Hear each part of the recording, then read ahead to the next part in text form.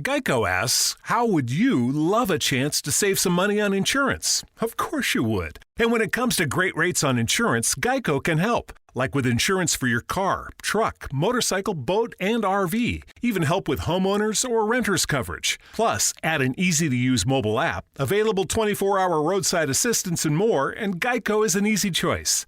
Switch today and see all the ways you could save. It's easy. Simply go to geico.com or contact your local agent today. Spring it on with 40 to 70% off almost everything at Gap Factory and gapfactory.com. Matching styles for the family are on sale too. Shop it all through April 12th.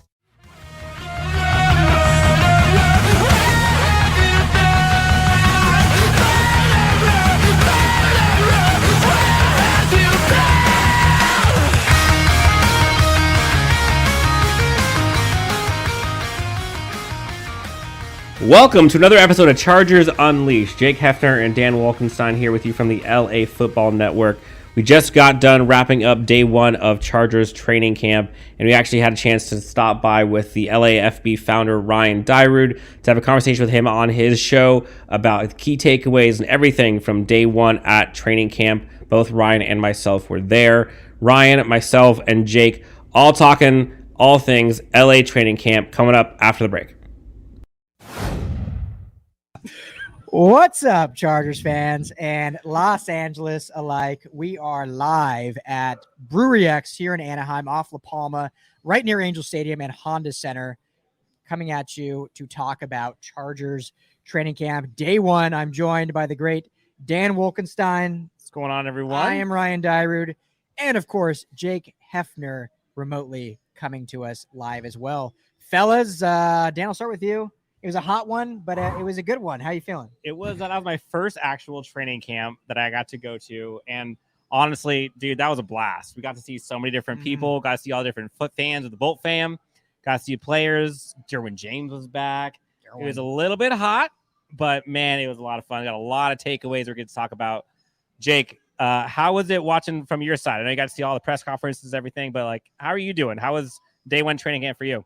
Man, it's always easy when you're behind a keyboard, but you want to get out there and feel that type of atmosphere. There's nothing like training camp. Dan, and for you, I'm glad you popped the training camp cherry. Glad you got a chance to get out there. Yeah, I'm sure it was. I'm sure it was. But no, I wish I was out there with you guys. I wish I was at Brewery X right now. Definitely planning on going here sometime within the next 2 weeks. But hey, some things you just got to pay the bills for and keep your ass in the chair at home. Yeah. Well, we miss you. We wish you were here too. It's crazy. It felt so hot being down on that chain link fence, hands over the fence like a child waiting for something. I think it was only like 81 degrees, but it felt like 105. It felt like the sun. But the heat, I think, was coming from football finally being back. Chargers finally being back on the field. Justin Herbert out there with the main growth. First of all, I don't get how this guy grows his hair so fast. That's a different story. Yeah, we need to talk about that for a second. But yeah, I guess first, Dan, let me just ask you, we'll get into some takeaways about, some position groups and different things like that. And we'll talk to Jake about some of the press conference stuff that he thought and takeaways from that. But just what was your thought initially of just football being back in the field and your biggest takeaway from just camp in general? I mean, honestly, I think the biggest takeaway for me was just being able to see folks in pads again. Like, it has been so long since fans have been able to be in the stands and be able to actually participate. And so being out there, I mean, you and I were literally front row with the Bolt fam, saying hi to all of the famous folks who are on Bolt fam Twitter. And it was just fun to kind of have that atmosphere back. And we got to see a lot of the players up close and personal. Derwin James finally back in pads. The guy looks like he is happy as a clam. I mean, Justin Herbert looks as great as advertised. Kenneth Murray wearing the new K9. I mean, got to see a lot of the new rookies out there. But I think for me, it was refreshing to kind of just see the cadence of the whole training camp as a whole going fast under Brandon Staley. Like, we talked to a few people that said this is just a different cadence with this coaching staff. And I think for me, this being the first one I've been to, I was like, wow, that was a very efficient one. And I guess that's not normal. No. So typically training camp practices are about 2 hours long, sometimes a little over that. Day one today wrapped up in about an hour 12, maybe hour 13. I remember they're jotting on the field. I'm like, wait, are they done? Is that it? And so we won't say his name. We'll just say a source, a team source made us know, and I think Jake, I think Brandon said it in the, or Coach Staley said it in his presser afterwards also, is he scripted a certain amount of plays, scripted a practice how he wanted it. And if they went through the script, they were done. They weren't going to go over. And if they, had some mess ups or like that, they would keep going. So I thought that was interesting that just shows the control that Staley has his team, that he scripted out practice. Hour 12. I know some fans were bummed that drove hours to come down, but it's got to make you feel good from a team's perspective that they're taking care of business quick and often. 100%. And it was interesting to kind of see, because they were so efficient with the time, they got to spend more time like giving autographs to all of the Bolt family. I mean, we saw so many players out there giving autographs for probably 45 minutes. I mean, we saw Kenneth Murray, Chinna Nwosu, Derwin James, Justin Herbert, Austin Eckler, Rashawn Slater. I mean, so many people. Joshua Kelly. Don't forget Jay Kelly. Yeah. Yep. There's a ton of people out there, and it was cool to see things being done the right way and things happening for the right reasons. Jake, for you, looking at it from a side, whether it's on Twitter, seeing things kind of live, what were kind of the takeaways that you had for watching it from afar? I mean, yeah, to Ryan's point that he was making about the time of the overall practice today. So 75 minutes is what it came out to be, is what I heard.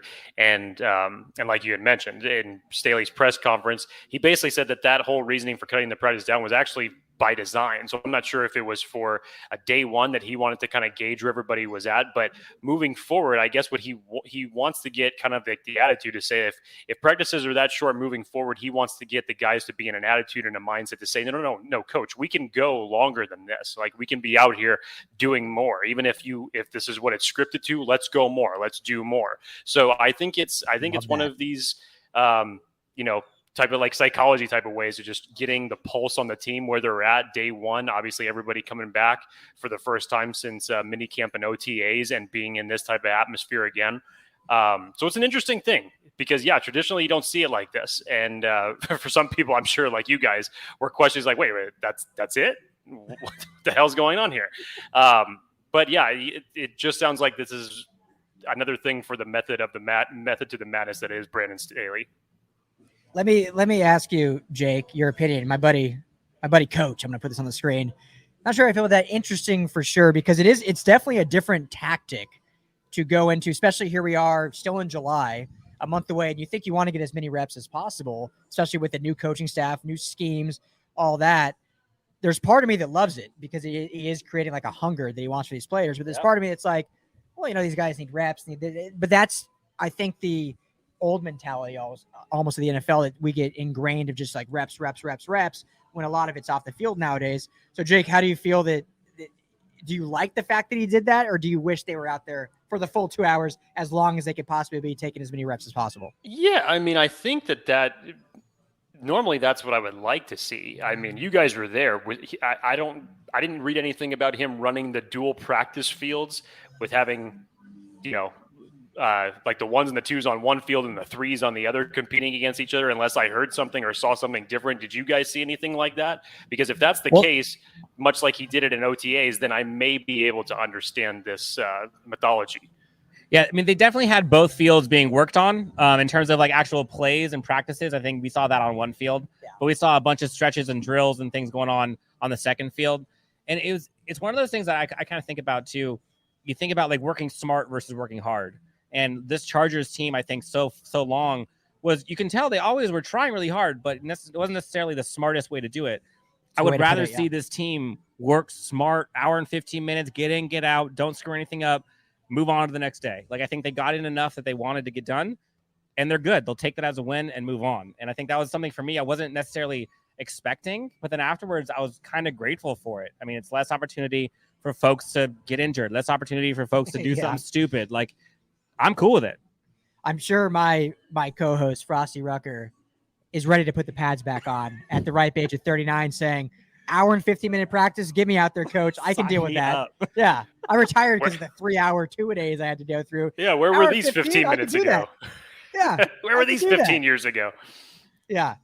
But overall, the fan base was great. I thought they had a really good turnout for day one. I don't know the numbers on it yet, but the stands were pretty packed. The front line was like 5 or so deep. Oh yeah. You were not getting into the front row if you were not there within 10 minutes of it opening. Yeah. Real quick before we get into some takeaways, Tell us about how you got the VIP experience somehow. Yeah, what was that about? Getting in there nice and early. I don't know, but somehow I'm gonna put my arm over here. Is that's that okay? okay. We're getting cozy. Yeah. No, so weirdly, I still had my VIP lanyard from when I was like going to SoFi for the original SoFi opening for all the Bolt fan for season ticket holders.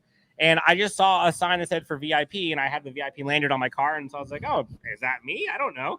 So I just pulled in, and I was apparently a VIP, and it was great. And it was Fake really it cool till to you see. make it, Dan Wolkenstein. And it wasn't even a fake it till you make it. I literally thought, I was like, I guess I'm VIP. I don't know how this works. And then I'm like, oh, I guess this is training VIP. camp. In my defense, I totally was like, I think, and I held the lanyard up with a question mark, and that was basically it.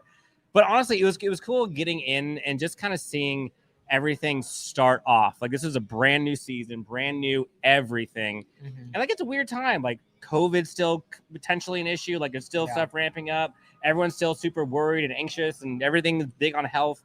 But just to kind of see like the energy from people that are just excited to see football live again, I think that was like what really got me energized. And you could see it with the staff that was there at training camp. Like, everyone there was just excited and welcoming to all the fans. And it was cool seeing all the fans coming in at once. And it was like, oh boy, storm's coming. Here they come. Like, hold on to your britches, folks. Oh, and as soon as a player would get near the chain link fence, it was like an ant farm. Just everyone's swarming. Yep. And, I want to address one of these questions here from let me see where it is. From Stephen Wilshire. Said, heard the offense looked bad. You can put it up there, Dan, if you want. Before we get into just true takeaways, and Jake, sorry, you won't probably be able to comment too much, or maybe you can. I don't know if you had an eagle eye view from somewhere that we don't know about. Inside sources. Yeah, inside sources, which was probably us too, but maybe some other ones. I'll tell you, did you think the offense looked bad? No. I don't know who said that, but no, I did not think the offense looked bad. I mean, obviously, I think there was some rust involved when you haven't played football in like 6 months. Yeah. But no, if I had a takeaway, it would not be that the offense looked bad.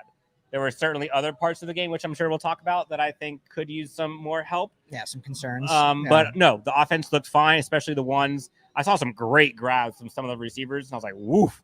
No, I personally didn't think the offense looked bad, but we were there live, so what do we know? Yeah, it's hard to quantify at training camp with no pads on who looks better, offense or defense. I would say the defense, just from a complete overview, the defense was everywhere. Mm-hmm. Looked super fast, plugging holes, but it's all like you're playing touch basically. So they would get in there for a sack, and then Justin Herbert would complete a 4-yard pass. The crowd would go nuts, but it's like, well, it was actually a sack. Like, that wouldn't have actually happened. Yeah, and you mentioned this earlier when we were watching it. We're like, those defensive players are like, that would have been a sack and interception, but here we are. I know. I can't wait to have one of them on. Like, how frustrating is it for you guys to be at training camp and hear the fans blow up on a big offensive play when in reality you guys got a sack, a holding call, and probably a pass interference, but it goes to the offense. But no, the offense did not look bad. I mean, they completed passes. Justin Herbert looked good. The receivers I thought looked really solid. Josh Palmer, which we're going to talk about the receivers here in a minute. Josh Palmer I thought looked really good for the rookies. The running backs was in a very heavy rotation, but I thought they looked pretty solid too. A lot of them. Yeah. So yeah, to answer your question, I don't think the offense looked bad by any means, especially for day one of camp. No, but if we do want to talk about a position or a group that I think everyone knows is an issue for this Chargers team that needs to get fixed, it is special teams. And I think one of the areas that I think it was pretty obvious for most of the folks watching too was how much effort they were putting into like fixing special teams. And you could see why they need to put a lot of effort into it. And they're still a long ways away. We saw many folks covering punts and not catching them properly. We saw a lot of miscues there, but like, that's a good thing to happen now. I'd rather happen now than in the season. But there were a few things in special teams land. I think both you and me, Ryan, were kind of like, I don't know how I feel about this, or I really like this. Yeah, definitely some uneasiness there. Jake, just to get you in the conversation, from your pre-season evaluations, let me ask you this. Who did you kind of view as the potential return guy for the Chargers? And then we can comment on who is actually going to be based on day one of camp. But who, from what you've thought about, or maybe fans you've talked to, who do you kind of want to see as be the return guy? And then we'll counter with the reality. I mean, how long have the Chargers been looking for a legitimate, steady return man that actually produces on a consistent week in and week out basis? I'm not putting my thumb on anybody. To me, it's just like, hey, at this point, whoever ends up winning the job, for a certain period of time, last year we had Desmond King do it. We had Nasir Adderley doing it some parts of the time. Joe Reed was doing kickoffs part of the time. I mean, we just couldn't find a legitimate return guy that could stick and be consistent. And I heard from the reports today, I heard that Guyton was dropping a few of the returns. I heard they had Tyron Johnson and Austin Prohl back there testing them out there at the return spot, and they looked better. But, I mean, you're going to have to find something.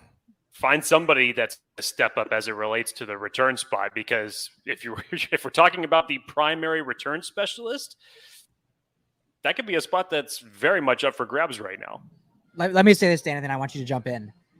We can blame coaching all we want for woes on special teams. True. But you cannot blame the coach if you can't catch the punt. That's on the guy. That's on the player. 100%. And we saw some of that today. I'll throw it over to you, though, and then I'll comment. We definitely saw a lot of drops, and it was interesting. And it's hard to, I guess, express this verbally, but there were some players that you watch catch the football or attempt to catch the football, and you didn't feel very comfortable. And then there were other players who you're like, that just looks good. It looks natural, fitting. And one of the players, I think Ryan and I both were like, I think this is going to be the guy. And Jake, you and I talked about this on our kind of wide receiver breakdown episode. We were talking about like who could make the team, who won't make the team. Austin Prohl, if he makes the team, it has to be on special teams. And I don't know about you, Ryan, but I think for me, like he was probably one of the day one winners of camp, of just like showing his value, not just as a receiver, but he looked awfully comfortable returning punts. I didn't see very many that he muffed, if any, maybe one. But as a whole, I think he was probably a day one winner for me. If you can win a job on a team in day one of training camp, Austin Prohl did that, because did not muff a single punt. Just like you said, just looked comfortable catching them. A guy that so many times when you watch Charger games, like your heart sinks as that ball's in the air. And you're like, oh boy, here we go. Are they going to catch it? Are they going to just let it go? Is it going to go out of bounds? What's going to happen? And when he was back there, it felt confident. When it was Guyton, when it was Tyron Johnson, when it was KJ Hill, the other guys, it didn't feel that way. But Prohl just looks, and I'm not saying this because I was good by any means, but I fielded punts in high school. And so I know kind of the meander you go through, the protocol you go through when you're in the vision looking for it. And you can tell when guys just aren't comfortable when they're trying to find it in the air. You can tell right away. I mean, there's a lot that of pressure guy's not in comfortable. that. Oh yeah, totally. It's not easy. It's not easy by any means.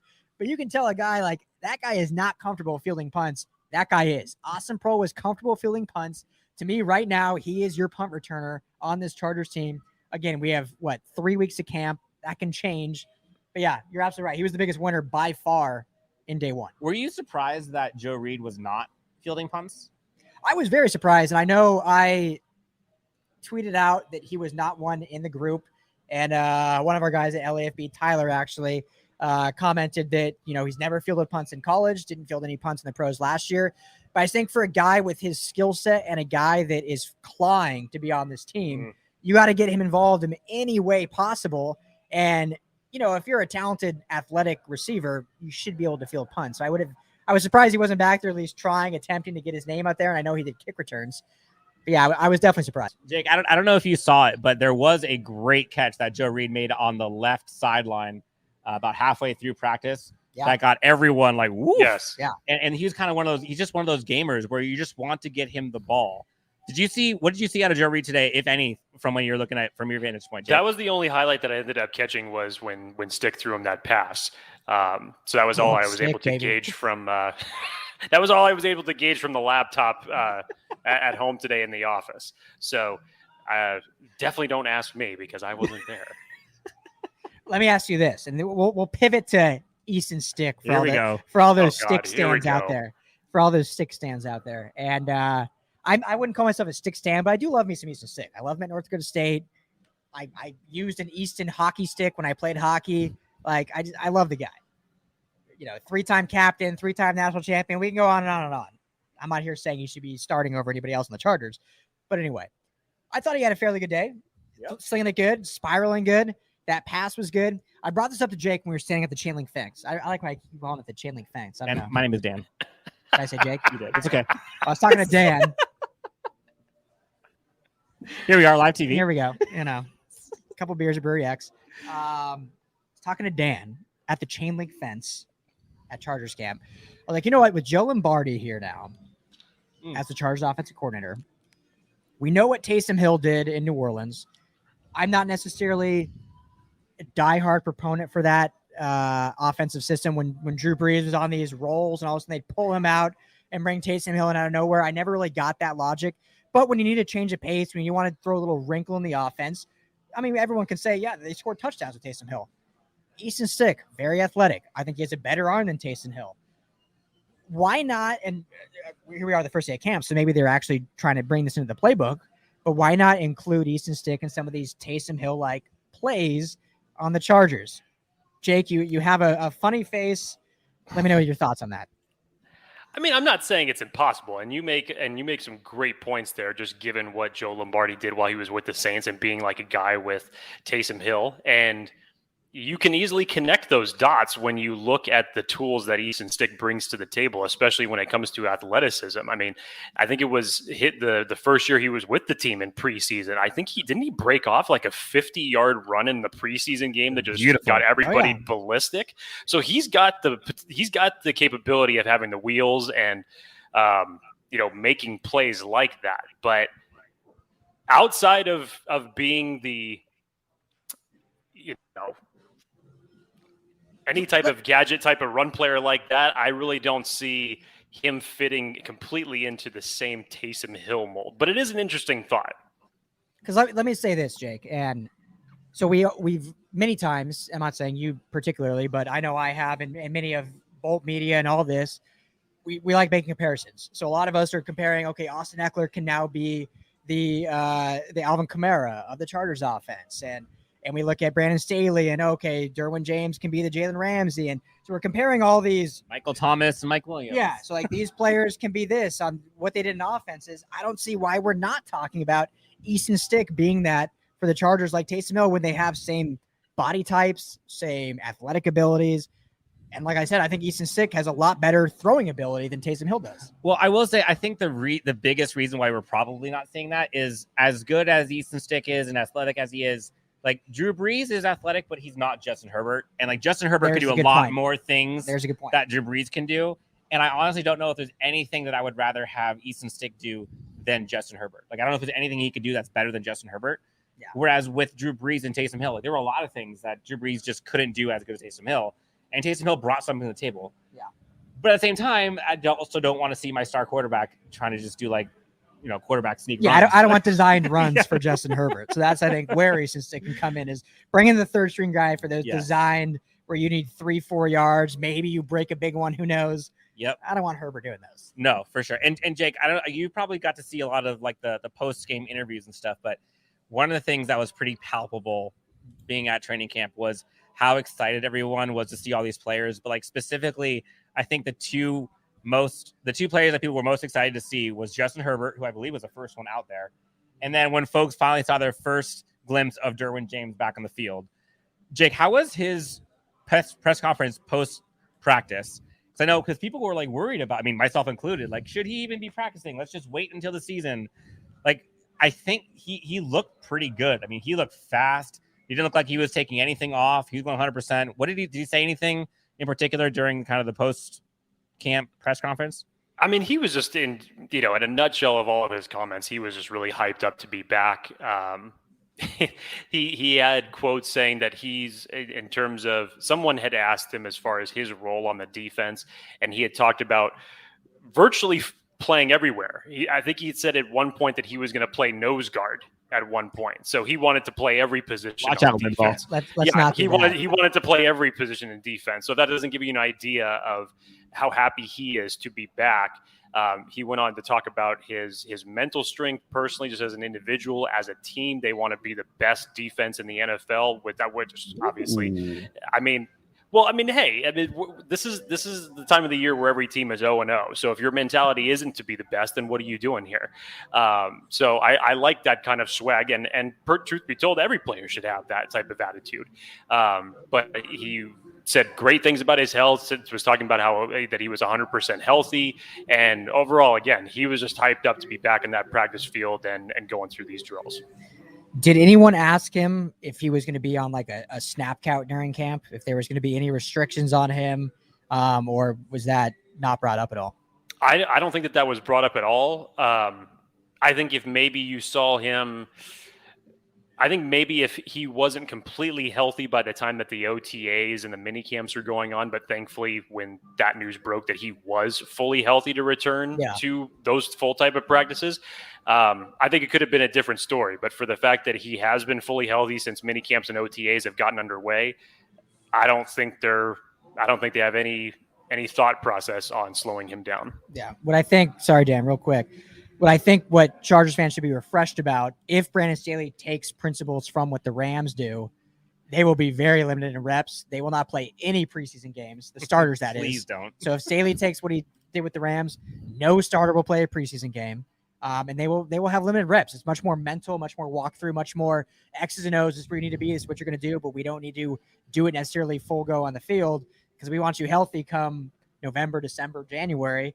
We don't want you getting hurt in freaking August. The risk in the preseason is not worth it. No. It's just not worth it. And it was wild seeing Derwin James back on the field and like being able to just see the presence that he brings. I mean, you notice him immediately. He is the fastest player on the defense. And I don't even think it's close. Yeah. Oh, yeah. And you watch him compared to the other folks at his position. Like Nazir Adderley is not slow. Mark Webb is not slow. Alohi Gilman, like they're slower, but they're not slow. And he just makes them look like they're crawling. Derwin James is huge too. He's also a freak. And so watching him, you see him go up against like the Mike Williams, you see him go up against Keenan Allen, you see him go up against like there's one against like Donald Parham where I'm like, how does he even do this? Yeah. And it's just you see how excited he is to play and how excited the fans are to see him back on the field finally. And I know everyone's kind of like crossing their fingers, and I'm sure some part of him also is doing that, but at the same time, like he's a football player and he's got to just like let it go and let it rip and see what happens. So I think seeing him back healthy was probably my favorite part of training camp. But one of the things that I was really interested in, we talked to Chris Harry on a previous episode, was the position battle at wide receiver and like how deep, and Jake was talking about like how stacked at talent the wide receiver is in terms of depth. Yeah. And seeing their wide receivers out there today, I mean, you can go down the list, but like Jason Moore is like much bigger than I was expecting him to be in person. But Josh Palmer, same thing. Mike Williams, huge dude, new haircut. Keenan Allen looks amazing. KJ Hill, crisp. Joe, like there's so many guys. You keep going down the list, and it's unfortunate, but at least 2, probably 3 of these guys are not going to make the team. And so you're looking at like an Austin Prohl, a KJ Hill, a Joe Reed, and that's where special teams become so important. But just seeing the wide receivers like battle it out, like I knew there's going to be a lot of emotions on that, and we'll probably see that throughout training camp. Well, I don't think. Correct me if I'm wrong, but I don't think we saw a single dropped ball out there. I didn't see one. I don't think we saw a single drop ball out there. Obviously, Keenan Allen and Mike Williams are locks, but even after them, any one of those guys I think is good enough to make this squad, which tells you that they're going to be in the NFL. They're going to be picked up by other teams. And I don't think from this day one where I'm saying this guy has an edge up over this guy. Obviously, Josh Palmer is probably a lock too, being a 3rd-round pick, and he looked very good. Had 2 very good completions right over the middle in traffic. Wearing the short, like bikini shorts almost, showing off the thighs and quads. But they all looked good. And yeah, Jason Moore, you're right. It looks huge in person. Like his actual like body and build is so much bigger than what you see on TV. And so this is a very good group that we've all talked about a lot this offseason. We've all kind of tried to figure out who's going to be the cut, who's like going to be the ones that make it. And yeah, we still don't know, but I think we should still feel very good that whatever 5 or 6 they keep, this is a really good unit, maybe considered top 5, top 10 unit as a whole in the NFL. And Jake, I'll ask you this because I really think it just depends on what Joe Lombardi and Brandon Staley want as like the flavor profile of their wide receivers, because there's different wide receiver dynamics and like archetypes on this team. And so like, do you need on the bottom half of your wide receiver roster, like do you need that like gadgetry, or do you want like the 6'5", 6'6", like go up and get it guy? And so, Jake, I guess I'm curious from your perspective, like, what do you think the bottom of the roster for wide receivers, like, what is that archetype that Staley will probably look towards keeping? I mean, Dan, it's like what you and I had spoken about when we were breaking down the wide receiver group. You know, you do have a couple guys that can do the same things here. I mean, you really do. You look at, I mean, that's going to be an interesting battle between Guyton and Tyron Johnson, because really I think that they can do the same thing. I think Guyton has the edge on him because traditionally what he showed, he has the better hands. To me, Josh Palmer is a little bit more versatile in the middle as far as being able to play on the outside, being able to play in the slot. Again, great route running, can run the full tree, has fantastic hands. Now you look below that. Now you have Joe Reed, who is an extremely versatile weapon that you could use at wide receiver, at running back, doing end-around type of plays, gadgetry, whichever you want to call it. And then you have KJ Hill, who really just has made his mark most notably in the slot position, not so much in his pro career yet, but that's what he did at Ohio State. So I think that from the standpoint of looking at when you're evaluating these guys, if you're the coaching staff, give me some guys that can do a lot of different things, which gives me the ability to be more creative in the offense that I put out there, which in turn should give us the better chance of being productive against defenses. Ryan, I was going to ask you this. So Jake and I talked about this before, but just looking at today, which is kind of an interesting microcosm, I think of the following three players, one of them I think is going to make this team. I think it's Austin Proehl, Jason Moore, and KJ Hill. If it was me today, I don't know how I'm not keeping Austin Proehl just because of like the versatility, but I can see reasons for all three of them. But of those three, who, as of today, who do you see the Chargers keeping? I mean, from a receiver standpoint, Moore probably gives you a little more size and length and options. Yeah, exactly. But from a pure what you need on this team and how much Moore would play at wide receiver 6 or whatever he would be, Austin Proehl is 1,150% the guy. It's a random number I picked, but he is the guy because of what we saw in the return game, what we saw in his, again, it's one day of camp. They're not even fully padded up. They're wearing shorts, T-shirts, and helmets. Some hoodies, but no muffed punts, looked comfortable tracking the ball. And that was enough for me to say, as of now, Austin Proehl is making the team regardless. So unless he has a huge fall down later on, it's a great question, but it's Austin Proehl. And he can do stuff in the slot. I mean, he can be, you mentioned, kind of reminds you of like a Julian Edelman or Wes Welker, or a guy like that. And that's just, the size there and maybe the speed, maybe the whiteness. I don't know, but he's a guy that can field punts, and that's what this Charger team needs. They need a guy that can go out there and feel confident that he's going to catch the ball every time, regardless if you're getting 20 plus yards per return. We just want a guy that doesn't fumble the ball and give it back to the other team. So, and today he showed that. I mean, it is interesting, and I wonder, like, we look at a lot of the players, and there was a few where they're either bigger or smaller than you think of when you see them in person. And like, I think Austin Proehl was a little bit smaller than I was expecting him to be. Austin Eckler, kind of the same thing. Donald Parham, huge. Jason Moore, huge. Matt Filer, also massive. The guy's like probably the biggest offensive line on the team. Yeah, would not have expected that. No. Filer towered over all of them. Him and Brian Bulaga, too, was way bigger than I thought. Iowa. Yep. Mark Webb, surprisingly, was super tall. Mike Davis, much taller in person. So there's a lot of athletes on this team. And I looked over at Ryan when we were looking at the tight end group, and I was like, we better see a ton more goal line fades to Donald Parham, because that is just a big man. I think he's the tallest person on this team by far. I don't know anybody in the league that's taller than him. What is he, 6'9"? Yeah. Oh, yeah.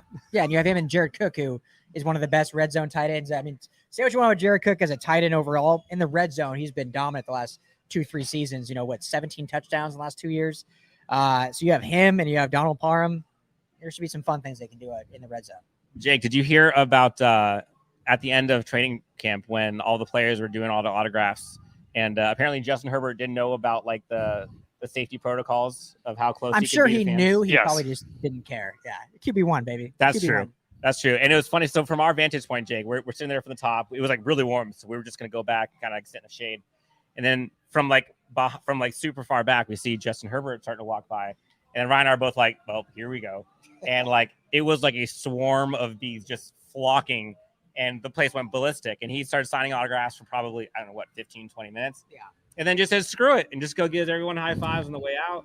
And I think later in the press conference, he was like, oh, I didn't know about the whatever. No, but like, honestly, like there are certain fines that are worth it. Oh, yeah. And that's probably one. I'm sure every player on the team would pitch in to pay for it for him anyways. Yeah. it was so good for the fan base. And so for those that don't know that are listening, there's this protocol. I don't know the exact rules of it, but basically the players cannot come in contact with fans. So when they were doing autographs, either like a media or a PR person would go grab stuff, or as you saw from many videos, fans were just chucking crap at them to like sign. because the players, they just didn't want to, they didn't want to come in contact with fans just in case for anything. So after doing that for 20 or so minutes, then Herbert, as he's leaving, just all of a sudden walks to the fence after this whole time, and then just down the line, high fives, thank you, like chatting to people. Honestly, it was a super cool moment, just seeing like he's embracing the fact that he is QB1, QB2 in Los Angeles, however you feel about Matthew Stafford versus Justin Herbert, but for sure QB1 in like Orange County, the Chargers. All this love for Phillip Rivers, which will never die, as it should never in the Chargers organization. But we now have a quarterback that people are embracing just as much as Phillip Rivers. And Herbert has owned that. And he said, I'm going to just show respect to my fans and get out there. And, if it's a whatever, 100,000, 200,000, I'm going to be a $40 million man here soon enough. I think I'll be okay. I think I can make it. Jake, so a bunch of stuff happened day one.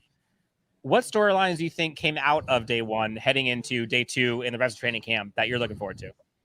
I mean, kind of even going back to when we first came on the show and answering the first question, we're talking about people saying that the offense looked bad today. I don't think that, to piggyback it off that, I think the defense won the day. It doesn't necessarily mean that the offense looked bad, but the defense won today. And that's what you like to see. And personally, when you look at the talent that's spread out throughout the offense at every skill position, whether we're talking wide receiver, tight end, and even the running back right now, and when you know who you have under center, you know that group is going to get the job done, and they're going to come back tomorrow and with the intention of getting some back on the defense. But to have this defensive group back, to see the return of Derwin James, to see Michael Davis breaking up a nice pass along the sidelines, just being that type of aggressive unit on day one, I think is definitely something to see, because if you can go off against the offense with all of these weapons, that's only going to make you better for when you're going up against opposing offenses. So what's that old adage? Iron sharpens iron type deal. So yeah, it was the defense winning the day, getting off on the right foot and having their type of productive moments. And it was great to see. Well, let's be real, Jake, with Brandon Staley being hired as the coach and what he did for the Rams as, defensive coordinator.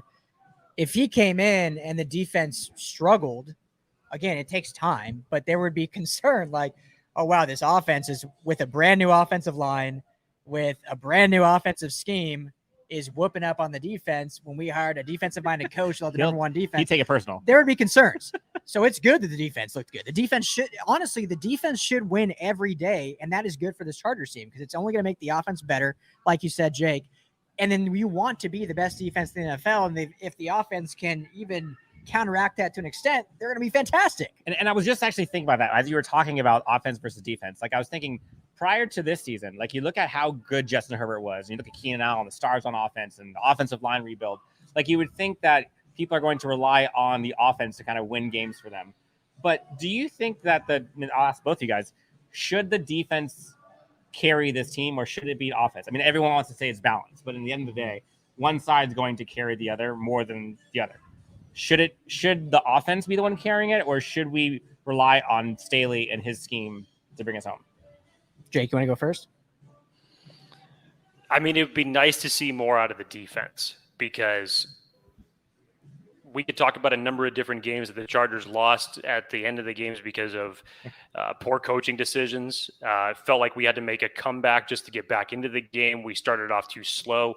I would love for the defense to take the reins for a number of different weeks where you can say, okay, Justin Herbert has gone out and done his job. Now go out and stop somebody. Go out and get a 3-and-out. Go out and prevent that last scoring drive from the opposing team. I would love to see the confidence built back up in this defense, and from us as fans, built up confidence back up in them. So yeah, I would love to see the defense take a little bit more control. We already know that Herbert, with the offensive line that he had this year and the coaching staff that he had last year, if he can do that, if he can have that type of rookie of the year like production, and now you switch with this coaching staff and with a revamped offensive line and a couple more bodies at the skill positions, you know that you can get production out of that. I want to rely more on the defense to say, we're up 7, but we're confident enough in our defense, they're going to get a stop and we're going to win this game. Jake, I feel like on so many shows nowadays, each person needs to take a side to argue. But no, I unequivocally absolutely agree. The defense should be the focal point of this team. You brought in Brandon Staley as your head coach to say, hey, our defense was good for one half. We have talent, and they fall apart in the second. Fix that. He's going to come in and fix that. You have the pieces in place when health is obviously there, which we're going to see them not practice as vigorously and do things where they're going to prioritize health throughout the season. And then the offense can now come along slowly because, as I mentioned before, whole new offensive line, whole new offensive scheme, some new draft picks on receiver and running back and all this. It's going to take some time to get those ducks in a row and really get productive at it. And with the offense they're going to run with Joe Lombardi, they want to run a more efficient offense. Yes, they're going to have big plays and stuff they're going to do to blow the game open, but efficiency is the biggest thing in the offensive scheme they want to run. But efficiency doesn't happen overnight. It's going to take time. Whereas defense, that's what this team is going to be about, where if they can just make adjustments at halftime, say it's a 20-7 game at half, Chargers losing. Well, guess what? That defense is going to clamp down in the second half.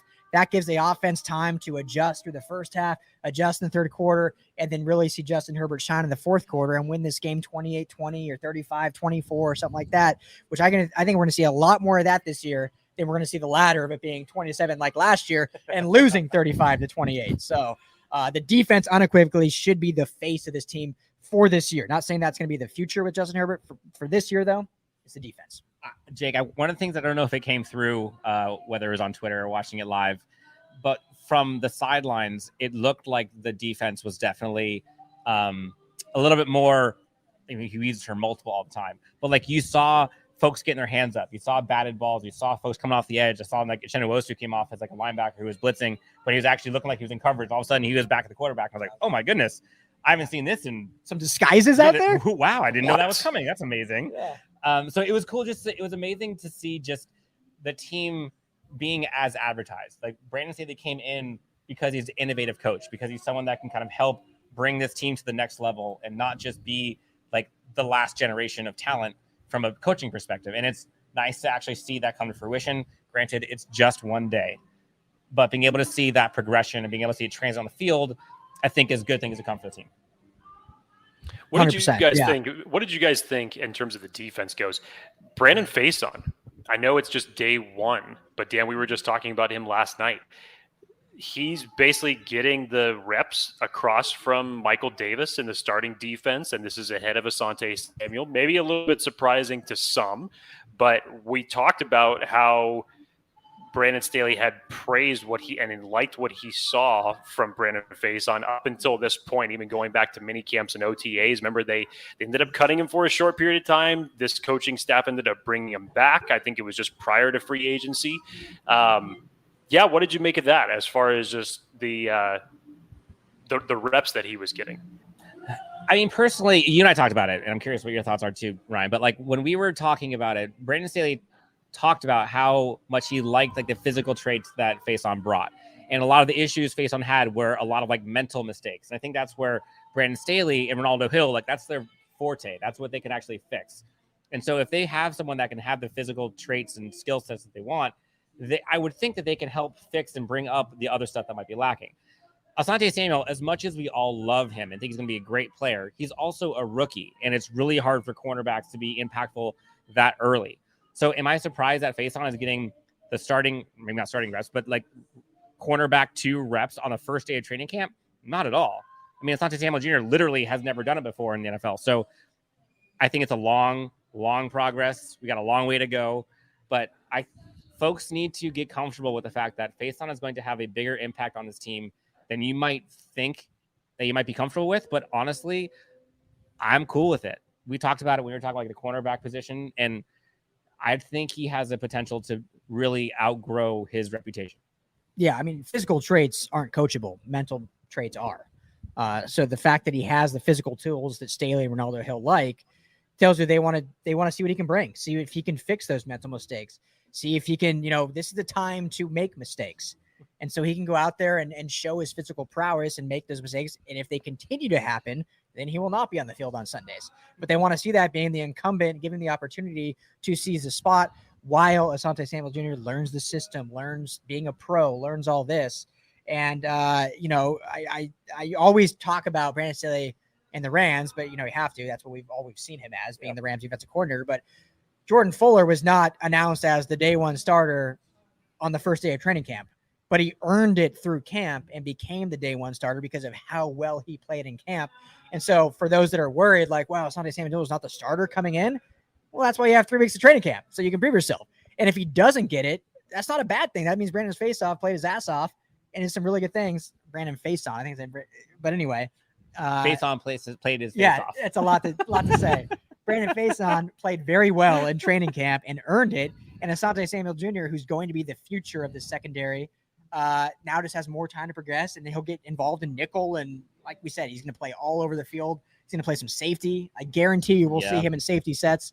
So yeah, I think it's a good thing seeing Faison right there. And that being said, Asante Samuel Jr. is quick. You fluid. You see him so much on the field, even though he may not have been like CB2 technically. Like you immediately see how fast he is on the field. I mean, the guy's like a cat, and he might be raw, and I'm sure he's wise beyond his years when it comes to the position, but he's still a rookie.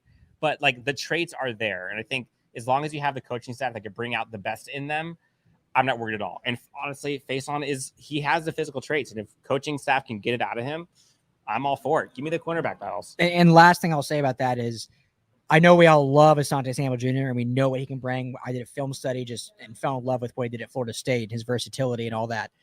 But if your second round pick is your CB2 on the day one of camp, that's more concerning about your depth at the cornerback position. Very good point. So let's just say what it is. We want him to grow into the starter, not be forced to be the starter because the depth and talent is so bad behind him. Jake, are you surprised that it would be him and not Chris Harris Jr.? I know we talk about Chris Harris Jr. being kind of like a positionless player, more in the middle of the field, the slot, but would you have thought that it would have been Chris Harris instead of Faison? No, I wasn't surprised by that because, I mean, if everything that we've been led to believe that Brandon Staley is going to put players in the position to succeed, then if that's the case, then he needs to keep Chris Harris in the slot. That's where he dominates. That's where he has made his reputation in the NFL, and that's where he's going to thrive. One question that I wanted to ask about Ryan, just because I know he knows this from covering the Rams and obviously saw what Staley did with that defense last year. You know, again, just going back to some people may be surprised that Faison got this opportunity today. Again, it's day one of camp. Doesn't mean that it's going to remain this way. But Dan, you mentioned the mental mistakes that Brandon Faison has to overcome. What does that do? I honestly think it's a little bit of a killing two birds with one stone in terms of a development aspect, because now you're giving a guy who has historically struggled with this team, albeit in a reserve role. And now you as a coach are showing enough confidence in him to say, day one of camp, you're going to be in this starting rotation. You're going to be out there across from Michael Davis. And now, again, as a coach, taking that developmental aspect, having your young future of this team in the secondary in Asante Samuel Jr. learn, get up to speed, first training camp, and let him develop in that type of fashion. So I think it's a great thing if you're thinking about it from a coaching development standpoint. Oh, 100%. Well, just look at his track record, right? Just from last season. And we can get into the Broncos and Bears if you really want to, but just from last season, guys that I've talked about a lot on my show, I don't know if you guys have, but Troy Hill and Darius Williams were not household names by any means on the Rams. Troy Hill had been on the Rams, was basically a depth piece, never got on the field. Darius Williams was undrafted, cut by the Ravens, and then picked up by the Rams, and the coaching staff kind of fell in love with him, but we never really saw him. All of a sudden last year, these guys are household names. Darius Williams gets a first-round tender. Troy Hill signs a huge contract with the Browns. John Johnson's getting paid. Yeah, John Johnson, who was a more household name, but yeah, he got paid and was a top 10 safety. So I think when Brandon Staley as a coach, Ronaldo Hill as a coach, tells Brandon Faison, hey, I believe in your athletic ability. Let us coach you on how to fix what you've done wrong. Look at our track record. I'm not saying they're saying that, but us as fans and us as media guys are saying that. Look at his track record. Guy knows what he's talking about. And if you have the physical tools to do it, who's to say Faison's not going to be a Pro Bowler next year? And it should say something not just to like fans and people covering the team, but also to Brandon Faison himself, to know that a guy with that much track record of success building up talent like that sees that in you. Same with like Nazir Adderley, same thing. You should be able to have enough confidence to know, like, if he sees it and he's seen some good players, like it's in there somewhere. So looking at kind of the training camp as a whole today, was there anything that like super surprised either of you? Oh, just the fact that it was an hour and 15 minutes. That was probably it. That was probably it. We're in, we're out. Yeah, it was like, yeah, it was quick. Got their work in, but it was very just, I mean, what's the word I'm looking for? I mean, they were at point A to point B very quickly. So it was very well run. You can see the cadence, like you mentioned, of Brandon Staley. They would go from, individual drills to 7-on-7 to 11-on-11 to special teams to back to 11-on-11. And it was quick. So I don't have any huge surprises, I guess. But yeah, I was just impressed, I guess, with how they got through everything so quickly. Surprises Jake, for me? No, I didn't see any surprises other than the time aspect. It's like, okay, that's it. It's already done. Okay, great. The running back situation didn't surprise me at all with who was the 2, who was the 3. I think I kind of figured that was how it was going to go at some point early on in the training camps. But it's so good for their standpoint that if Justin Jackson is indeed out for this entirety of these next 10 days due to COVID protocols, think about now the elevation and reps that both of these guys are getting, because it's going to be a huge camp battle between Roundtree and Kelly on who's going to secure that running back 3 spot. Do I think it puts Justin Jackson out of a job? And do I think that the Chargers need to go out and sign a veteran running back? No, I don't think it's that time to hit the emergency button right now. I know that this coaching staff really likes Justin Jackson. We as fans know what Justin Jackson can do when he's healthy. So if he comes back from this COVID protocol, he really has to make up a lot of work. I thought I didn't think so, but maybe there's something in here. I'm not sure. Clearly he's here. Yeah. Dictionary roulette I'm still there in spirit. Yeah, whatever. But the only issue for Justin Jackson is that he is going to have to make up a lot of work to get back up to speed, to keep his roster spot safe. I was just thinking about it and looking at like the different positions that we're playing today. And you saw like 11-on-11s, you saw position drills. I think I saw more special teams plays than any other on the field. Yeah. And they a lot of training camps, they'll design that. They'll put they'll do some like offensive defensive plays for the fans to like show off, but they'll do the more strategic stuff on the far field and put the special teams. They don't want to show too much. I've noticed that over the years of going. So I mean, they better be doing as many like by special design teams plays as they can. They better be doing as many special teams drills as possible. Yeah. Make the mistakes now. And they did. Yeah, they did. Plenty of them. So before we wrap up though, I do want to, what you brought up, Jake, we didn't bring up the running back. So I'm glad you brought him up. I personally, I think this is a huge deal for Justin Jackson. I think him being on the protocol, in my opinion, is a huge deal for him, not for the team hitting the panic button, like you said, but I mean, it does not bode well for him, who is fighting for his spot. And Joshua Kelly, I know, struggled a lot, and a lot of fans are very sour on Joshua Kelly, but I think the organization is not sour on Joshua Kelly. They love the guy. I know it's a different coaching staff, but the organization as a whole loves him. His teammates love him. The work ethic he brings. He was, if you remember last year, he was the biggest winner from training camp, was Joshua Kelly, how well he played. So the fact that he's now given these extra reps, these extra 10 days, essentially, I think really should be concerning for Justin Jackson and fans of Justin Jackson, because he's just not going to be out there. And last thing I'll say about them, the rotation, because I think a lot of people are curious, like, okay, well, who ran with the 1s and 2s? Obviously, Eckler's the main guy. They were really good about rotating. Like, there was really no telling no idea who was with who. Like, Roundtree was out there with the 1s sometimes. Kelly was out there with the 1s. And you had Austin Eckler with the 3s. Like, they were really all over the place in their running back pairings. And it's not, I don't think it means that there isn't depth at the position. Like, I think it's a good thing to have 3 guys arguably vying for RB2. Oh, 100%. And Justin Jackson, we all love him, but this was the issue that everybody had, was that big asterisk of when healthy and could he get on the field.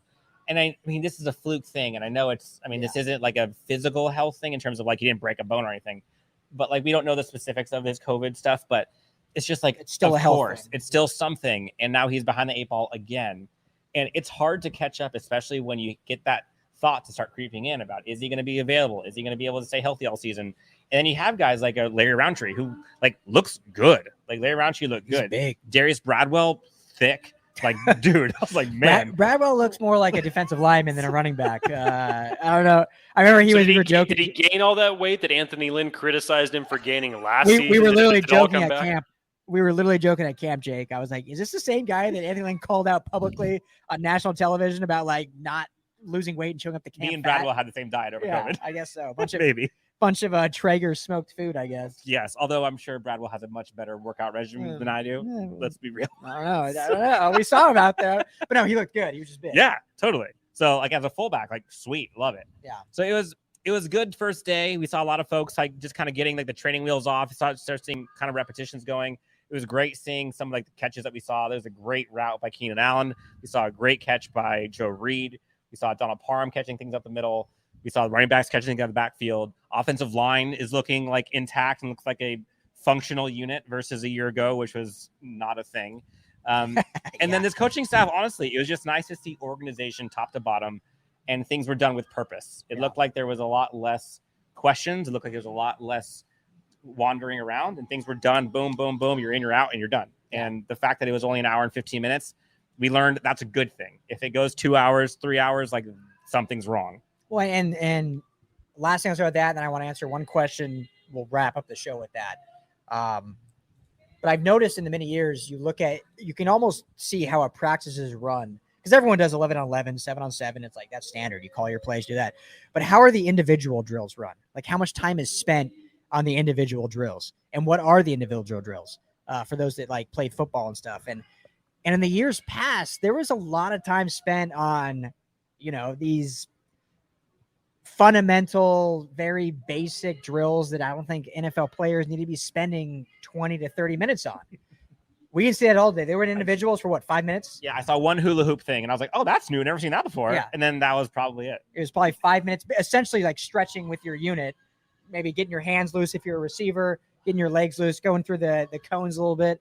But that was one thing I noticed too, is in years past, there was a lot of time spent with your particular unit doing things that were not necessarily bad drills, but at the NFL level, you don't need to spend 20, 30 minutes a day doing that to prep for games. Well, Jake, you and I had talked about this. Remember when we talked to Drew Tranquil and he was saying how one of the things that like he understands now, but when they first started training camp or when they first started camp minis OTAs, he was saying Brandon Staley would like talk about like the minute details for like a week and they wouldn't even be able to touch a football. Yeah. And they were like, coach, would we be able to like touch a ball? He's like, before we even get to that, you got to get back to basics first. And so it looks like they got basics done and now they can actually work past that. Yeah. But like, I agree. You saw way more like live action than just like random simulation, hit a pad, hit a truck and go. Like, basics should be done in OTA minicamp. You shouldn't be taking 20 minutes in training camp to hit a dummy, like to hit a sled in training camp when you're already 320 pounds and in the best athletic shape of your life. You shouldn't be doing that in training camp. It's for working out the kinks of the offensive defense. And Jake, what did Drew Tranquil say when we were talking to him? Ryan, where he said, he was like, you should know the fundamentals. Like if you can't do fundamentals, you shouldn't be playing football.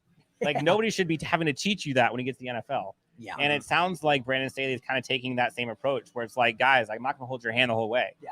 Like if you're not going to step up and do your job before you get to me, like you're on your own. Yeah. Like if you've heard Staley talk, he puts an onus on fundamentals, but he's not going to waste 3 practices teaching you fundamentals. Like you should know them already. Yep. And if you know them, you're going to be successful in this team.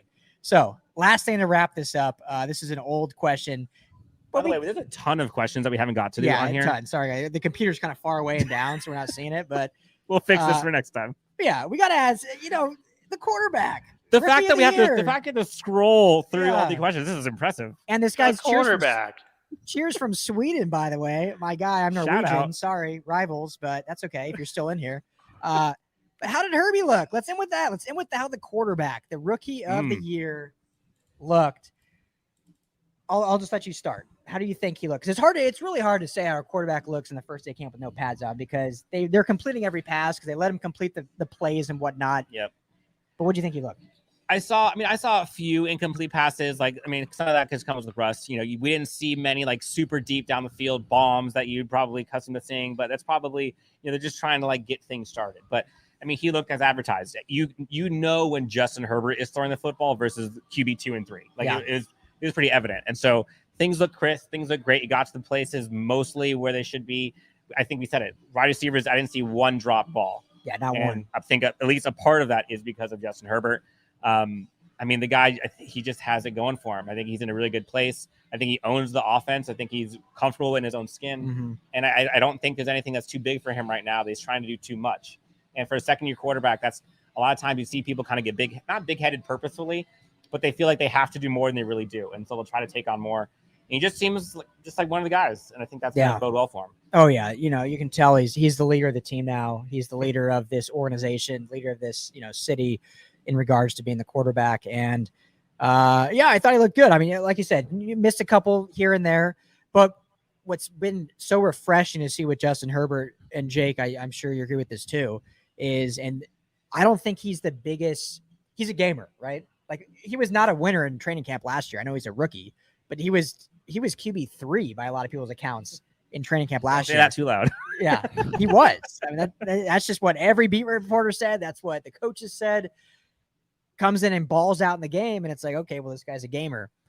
But it still looks good in practice. But I think what's so important for people to know is even the mistakes he makes. So that the pass breakup by Michael Davis on the left sideline from where we were, it was still in a spot where, yes, it was a great play by the defender, but there was no chance for being intercepted. So it was a great play by the defender, but it wasn't a bad pass by Justin Herbert. And I think that's what is so refreshing about him as a quarterback. And I hate saying anything to be blasphemous to Phillip Rivers because I love the guy. He's an awesome human being, should be a Hall of Famer, one of the greatest Chargers quarterbacks of all time. But in the last few years, he threw a lot of interceptable balls.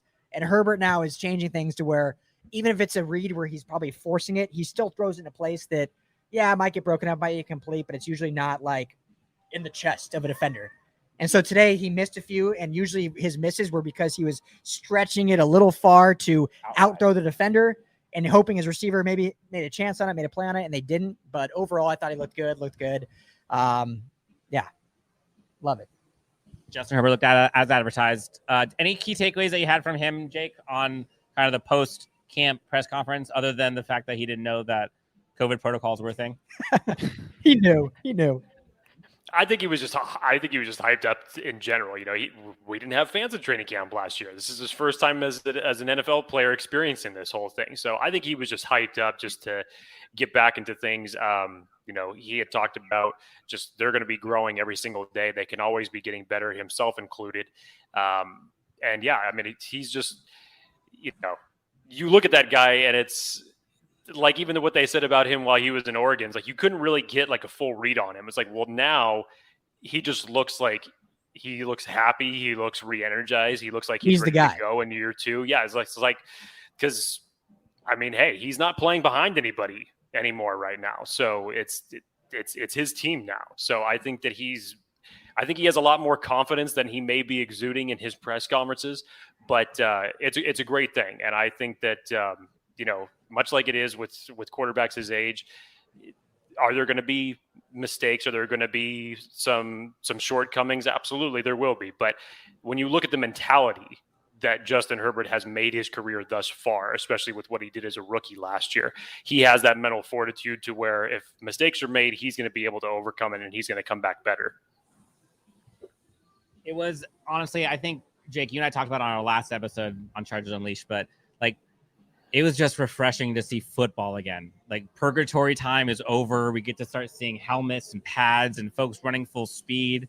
And people screaming for autographs. Yeah, we got to see people throwing stuff at people for autographs. We got to see Kenneth Murray in the new number 9 jersey. We got to see Strap Harris back. Drew Tranquil's out in practice. We got to see all kinds of things that we've been clamoring for. Asante Samuel Jr. on the field. Rashawn Slater. We got to see Corey Lindsley out there. Like there's so many components of this team that have been so exciting, but all of them have been kind of individual, and to be able to kind of see them all take shape in one day. Granted, it's just one day, but I think just that feeling of seeing football is back. The purgatory is over. We're getting back to actually being able to enjoy this as fans, as a team. I think that was just something that was exciting for me to kind of see moving forward. Oh, and seeing Rashawn Slater, Brian Bulaga, Iowa, Matt Filer. Didn't see Odoye Ibushi in this grouping. I don't think I saw him. But all of them together, Scott Questenberry, shout out, go UCLA Bruins, just walking off the field together. That was a good signing. It was you and I both looked at each other. We're like, that's arguably the most important 5 players in this entire team walking over to get water. Yeah. And everyone's kind of like, oh, hi, like, oh, Slater. Yeah. Yep. Yep. And then someone did shout out Balaga, Iowa. And you looked Yeah. over with a little wink. It was good. There you go. Attaboy. But yeah, so that is day 1 of training camp for the Chargers. Quick shout out Brewery X. Yes. Thank you for hosting. Here we are. Great, In great spot. the for bellows of Brewery X, streaking delicious. Well, I'm out. You want to film it I before can we refill sign you. off here? Are you close this out? I'll refill. Yeah. So quick thank you shout all. out to my office for hosting. This is Are you in like a dungeon? Where are you? That's like what is that? A concrete background? my friend. This is a guest room that has been in the process of being remodeled over the last couple of months. There used to be carpet in here. Now it's hardwood. So if you are hearing an echo from me, that's where it's reverberating from. You sound beautiful. Yeah, you sound great. I don't hear an echo. It looks like you're just like a concrete slab behind you. Is it cold in there? Is it nice and What did you do air last night? Are conditioned? you in jail? Yeah. That's Is that blue. a That's- drunk tank? That's blue paint on a Blue. wall. Blue. I don't know. I don't see blue. If but if I'm in a dungeon, this is the best looking dungeon I've ever seen. okay. Don't let Jake's wife hear you call his house a dungeon. Okay. All right. I guess I got to be there to see it. I don't know. Maybe That's maybe a great camera. tip. Don't. Okay. I'll remember that. Okay. Well, Jake, thank you for jumping on with us to put up with our nonsense From the as dungeon. we are a couple pitchers deep at Brewery X. But we had a great time at Chargers Camp day 1. Thank you to all the Bolt fan that came out. We met a lot of awesome people, guys and gals that we've talked to on Twitter. All of you for tuning in to this live episode. And this may sound blasphemous because I know everyone in here is probably Chargers fans, but we're now on our way to Rams camp to cover Rams camp We day get 1. to compare the Rams and the Chargers, both teams fighting for LA. We saw one, we get to see the other. Thank you for everyone tuning in. Thanks for all the comments. Sorry we didn't get to all of them, but we're going to read all of them after we get off live. I promise you. But this has been a great time. Chargers fans, be excited. This team is back in action, ready to go. Brandon Staley has them going on all cylinders. Can't wait. Yeah, and we will have representation from the LA Football Network at Chargers camp, the entire training camp. So make sure to tune in to LA Football Network, Chargers Unleashed. We've got you guys covered. Appreciate you all. Jake, enjoy the jail cell. Appreciate you. Yes, thank you. I intend to. Stay online when they end this. We'll catch up here. Yeah. We'll cheers you. Thank you all, guys. We'll talk to you guys. We'll talk tomorrow. We can't let it go back.